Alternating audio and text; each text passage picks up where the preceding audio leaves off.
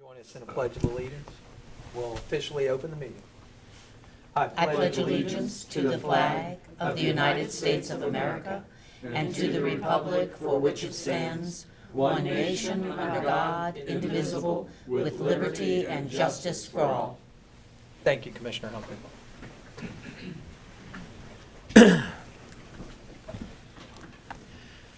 I'd like to call this meeting of the Clermont County Board of County Commissioners open on this 28th day of January 2019 at 10 a.m.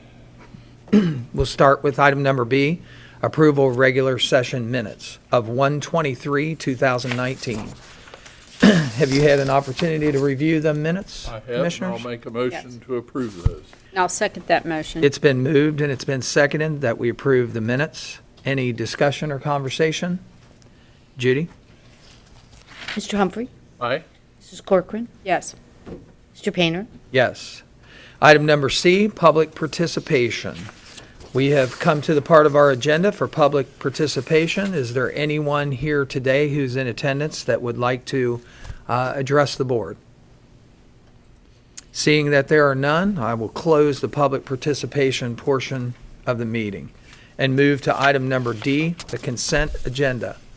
Commissioners, a consent agenda has been prepared for you. Are there any items that you would like to have removed from the consent agenda for further conversation or discussion? If there are none, I would entertain a motion to approve the consent agenda as provided. I'll make that motion. Second? It's been moved and seconded. Any conversation or discussion? Roll call, Judy. Corcoran? Yes. Mr. Humphrey? Aye.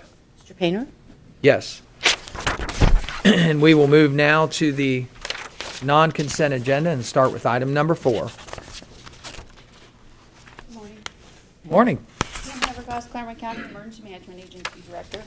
Item number 4 is a recommendation of Pam Havercos, Director of the Clermont County Emergency Management Agency, and the Chairperson of the Clermont County Local Emergency Planning Committee, with the concurrence of Thomas J. Eigel, County Administrator, to submit the 2019-2020 grant application for the Chemical Emergency Planning and Community Right to Know funds through the Ohio State Emergency Response Commission in Columbus, Ohio, for the purpose of developing, preparing, training, exercising, and reviewing and revising the Clermont County Chemical Emergency Response and Preparedness Plan, and the implementation and administration of the Emergency Planning and Right to Know Act in the amount of $25,500 for the operation of the local emergency planning committee, with no local match required thereto, therefore effective for the period of July 1st of 2019 through June 30th of 2020. So this is just an application. These funds come from all of the filing fees from all of our extremely hazardous and hazardous substance filers. So where we're applying for this amount of money, we'll have to wait until the State Emergency Response Commission allocates those funds, and then we'll come back to you with the grant notice of award. Thanks, Pam. You've heard the reading of item number 4. Do I have a motion? I'll second. It's been moved and seconded. Any further conversation or discussion?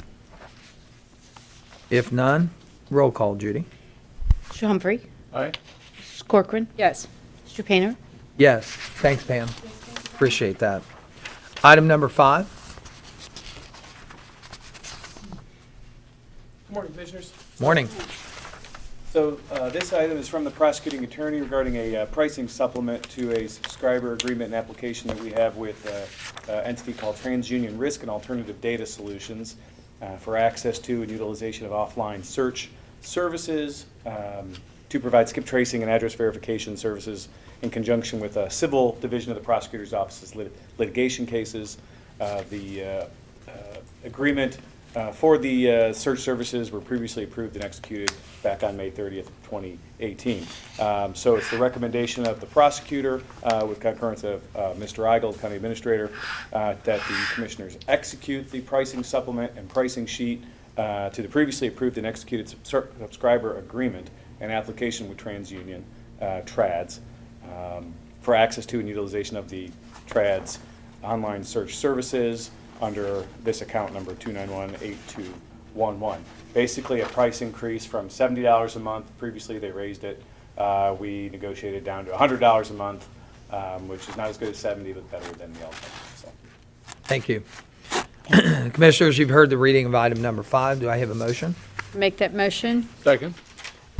It's been moved and seconded. Any further conversation or discussion? Yes. Is this used often? It's used frequently in the foreclosure context when we're trying to locate addresses, persons, so we can serve them for litigation. It's also used in the public health context, building Okay. department cases sometimes. Thank you. Like that. Sure. Anything further? Judy, roll call. Mrs. Corcoran. Yes. Mr. Humphrey. Aye. Mr. Painter. Yes. Item number 6. Thank you. Item number 6 is a recommendation to recognize the programs for which county funds may be expended to purchase limited refreshments and to specify those activities are for legitimate and necessary purposes for calendar year 2019. These are under the departments under the Board of County Commissioners. So we have the departments listed and the meeting and training and the total estimate for the 2018. This is very similar to what or 2019. This is similar to what we approved in 2018. We have one change. We have actually, there's 2 small changes. One is a $1,000 increase in Department of Jobs and Family Services for the child support enforcement.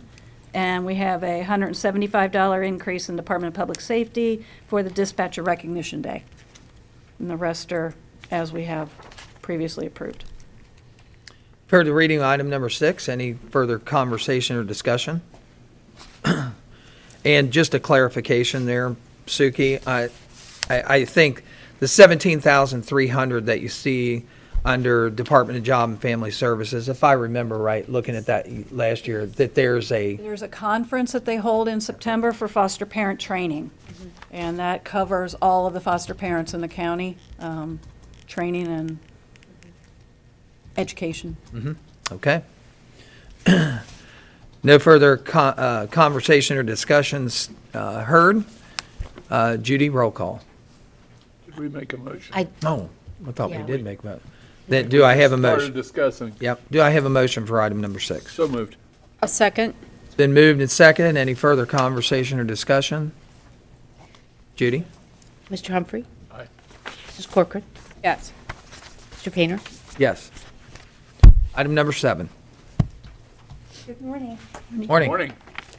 Yvonne Smith, Benefit Plan Coordinator for Clermont County. It's my recommendation, with the concurrence of Thomas J. Eigel, County Administrator, to execute the third-party administrative services agreement by and between the County of Clermont, Ohio, and Shard Snyder and Associates Incorporated of Mason, Ohio, for the provision of administrative services relative to the Section 125 Flexible Benefits Cafeteria Plan for all eligible employees and their dependents at an annual renewal rate of $750 plus $100 per month for banking services, and then $5.50 per month per participant, effective for the period of 1/1 of 2019 through 12/31 of 2021.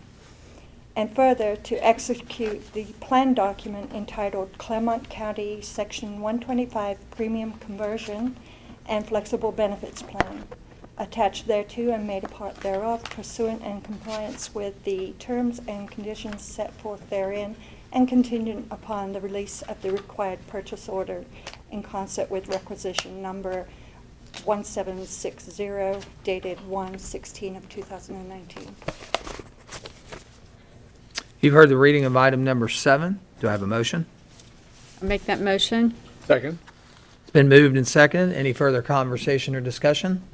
When did we last go out for RFP on this, or have we? Yes,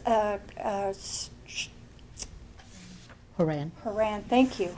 Haran goes out every time the contract ends. They go out and look. Okay.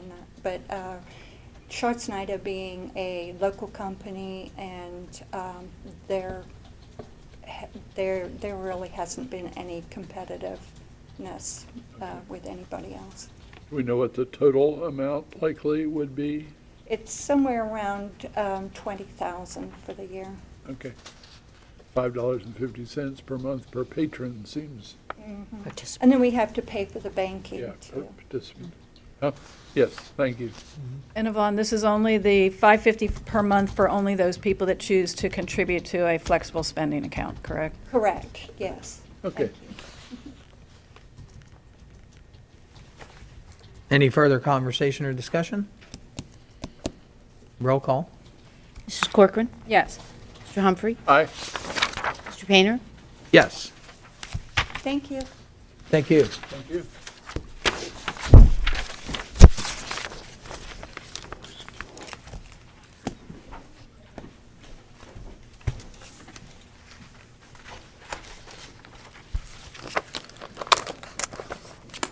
This is the statute that allows the Board of County Commissioners to do this or this. Okay. Okay.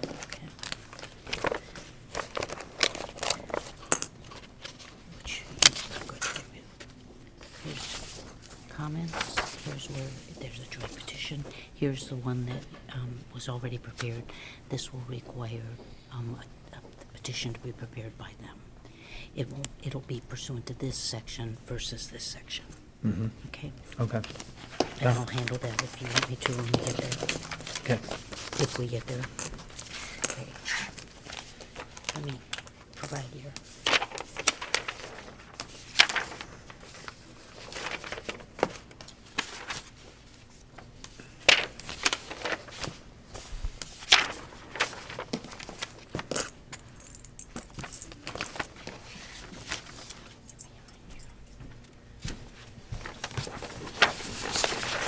Mr. Painter is going to discuss these issues, okay? Thank you. Anything else to come before the Board of Commissioners? Commissioners? I would like to have an open discussion here in the public forum, considering the discussion and possible consideration of employment of counsel for outside legal counsel pursuant and in compliance with Section 309.09. You have that information in front of you. I want to point your attention to 305.14, which you should have. There are two specific requirements that allow the Board of County Commissioners to obtain outside counsel. One is 305.14, employment of legal counsel, item number A. The Court of Common Pleas, upon the application of a prosecuting attorney and Board of County Commissioners, may authorize the board to employ legal counsel to assist the prosecuting attorney, the board, or any other county officer in any matter of public business coming before such board or officer, and in the prosecution or defense of any action or proceeding in which the board officer is a party or has an interest. And B, the Board of County Commissioners may employ legal counsel as provided in Section 30909 of the Ohio Revised Code to represent it in any matter of public business coming before such board and in the prosecution or defense of any action or proceeding in which a board or a party has an interest. I'm just opening the floor up here to discuss it in open session. Obviously,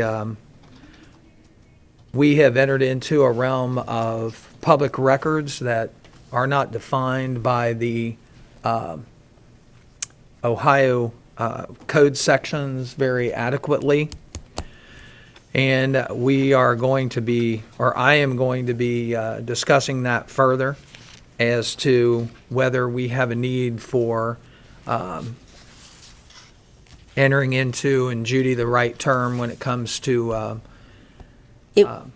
Either by joint petition or by authority of the Board of County Commissioners pursuant to 305.14 or 30909B of the, or C of the Ohio Revised Code.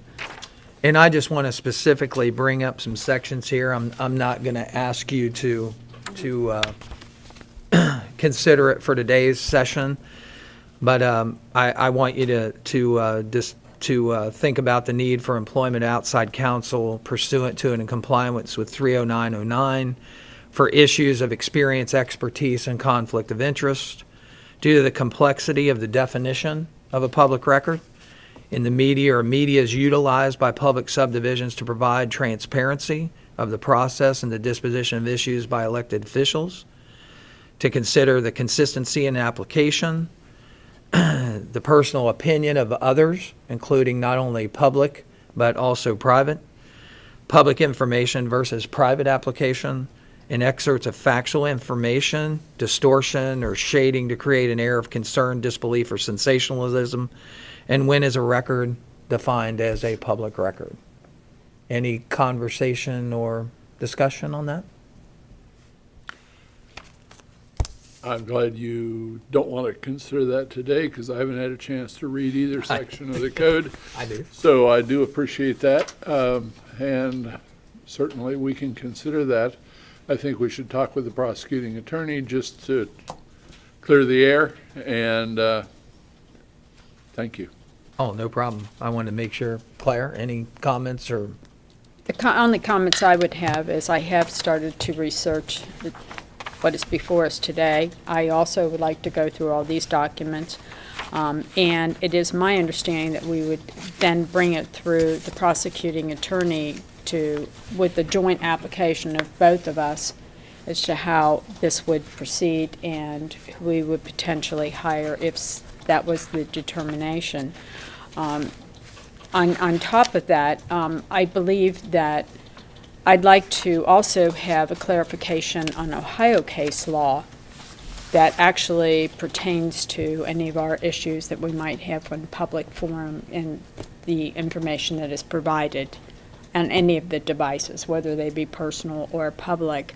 I have not so far found anything that has supported us with Ohio law that's already on the books, but I'd like to see that documentation going forward.